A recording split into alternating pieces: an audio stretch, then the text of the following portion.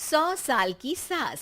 अरे मम्मी जी, थोड़ा उम्र के हिसाब से काम किया करो। कहीं कुछ हो गया तो लोग बोलेंगे बहू ने बूढ़ी सास का ध्यान नहीं रखा। बहू, तुम भी थोड़ा कम और धीरे बोला करो। कहीं चिल्लाते हुए कभी कुछ हो गया तो वही लोग बोलेंगे 100 साल की सास भली चंगी बैठी है और बहू बेचारी चलती बनी। वैसे मम्मी जी, दादी बिल्कुल ठीक बोल रही हैं। हैं? क्या ठीक बोल रही है?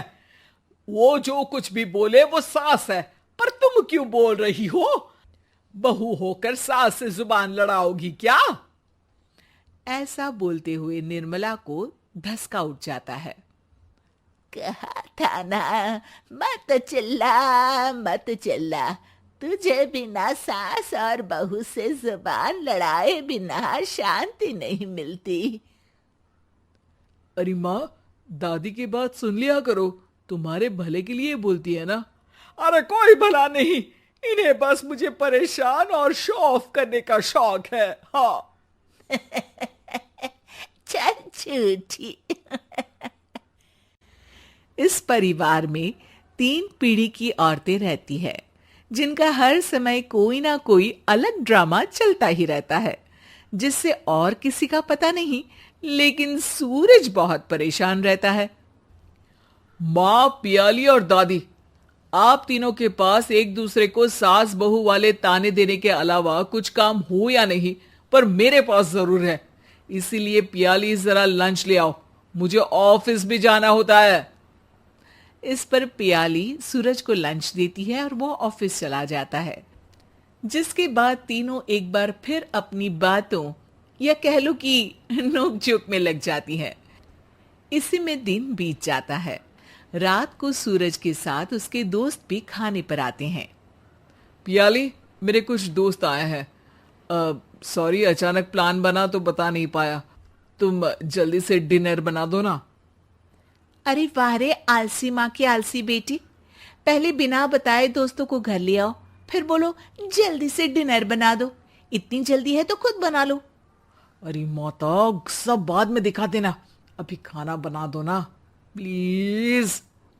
ऐसा बोल के सूरज दोस्तों के पास जाकर बैठ जाता है और पियाली डिनर की टेंशन में अपनी सास के पास पहुंच जाती है, जो अपने कमरे में आराम कर रही होती है। मम्मी, सूरज अचानक दोस्तों को घर ले आए हैं, क्या करूं अब? कुछ ऐसा बताओ ना जो जल्दी बन जाए और सर्व करते हुए भी अच्छा लगे। अरे रेस्टोरेंट से मंगा ले, दोबारा परेशान मत करना, सोने दे मुझे। इतने में दादी सास भी वहां आ जाती है। वाह, आलसी का आइडिया भी उसी की तरह बेकार है। कोरोना में बाहर से खाना मंगाएंगे।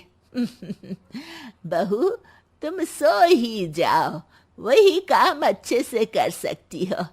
चल पियाली, मैं बताती हूँ क्या करना है। इस पर दादी सास पियाली के साथ मिलकर सारे मेहमानों के लिए खाना बनाती है, जिससे उन्हें ज्यादा मेहनत भी नहीं करनी पड़ती और सबका पेट भी भर जाता है। दादी के इस आइडिया से पियाली और सूरज बहुत इम्प्रेस हो जाते हैं। दादी, क्या यही खाना आपकी इस उम्र में इतना एक्टिव रहने और एंडलेस लाइफ का राज है? वैसे दादी ने आज तक राज किसी को बताया नहीं। इन्होंने ससुर जी तक को नहीं बताया, तभी तो वो ऊपर पहुंच गए और ये अभी तक यही है। तेरी सास मेरे ऊपर पहुंचने का ही इंतजार कर रही है, पर इस आलसी का ये सपना पूरा नहीं होने वाला। क्यों जी, अमर होने का वरदान लेकर आई हो क्या? अमर का पता नहीं, पर लगता है तुझसे लंबा जरूर जी लूंगी। इससे पहले कि दोनों सास बहू में कोई बहस शुरू होती, पियाली बीच में बोल पड़ती है। ठीक है, आप दोनों लड़ क्यों रही हैं? हम तो चाहते हैं कि आप दोनों हमारे साथ हमेशा रहें। पियाली की बातों पर दोनों शांत हो जाते हैं और उनकी लाइफ पहले जैसे चलने लगती है, जहां दादी सुबह जल्दी उठकर कुछ न कुछ काम करते हुए पूरा दिन बिताती है, तो वहीं निर्मला और पियाली लेट उठने से लेकर धीरे धीरे आलस में काम करना और जब मर्जी सो जाने से अपना दिन बिताती हैं। एक दिन निर्मला की सहेली उनके घर आती है। अरे क्यों रे निर्मला, कैसे चल रही है जिंदगी? सब बढ़िया, बस ये बुढ़िया ऊपर जाए तो ज्यादा अच्छा होगा। अरे ऐसा क्यों बोलती हो? तुम्हें तो उनसे सीखना चाहिए, वो बहुत फुर्तीली हैं। मैं उन्हें रोज मॉर्निंग वॉक करते हुए देखती हूँ, और वहीं तुम और तुम्हारी बहू है जिन्होंने शायद सुबह का सूरज आज तक देखा ही नहीं होगा।